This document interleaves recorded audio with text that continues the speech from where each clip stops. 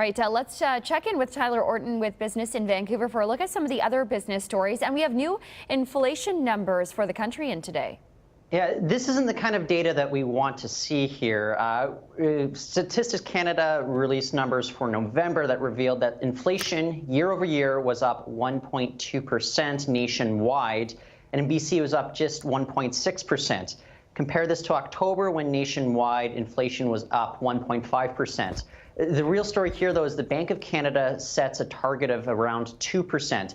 I need to emphasize this. Inflation is actually a good thing for the economy to a certain degree. It encourages business spending, which encourages growth.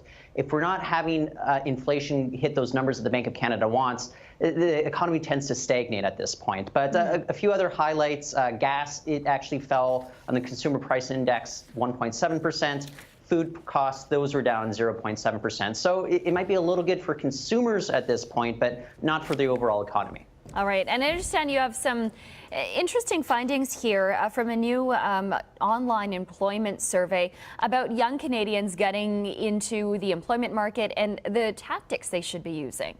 Yeah, it seems as if LinkedIn and online job applications, they're not doing any favors for Canada's young people. There's a new report from the federal government's expert panel on youth employment that revealed that first-time job seekers aren't spending enough time on person-to-person networking. And this is leaving a lot of them anxious about their job prospects in the current economic climate. Sonia, I think you and I, we're in a very unique industry with journalism and everything. I can't emphasize this enough. Every single job I've had, it comes from person-to-person networking, word of mouth, who you know, as opposed to just going on LinkedIn and applying for a job. Young people, they're not really getting into that sort of idea because, of course, I think everything is on digital nowadays. You're on Facebook, Twitter, what have you. So Ottawa's panel is really pushing for more efforts for youth to just go out there, meet people, find jobs that way. Well, it makes sense. Yeah, those personal relationships can really evolve into employment in the future.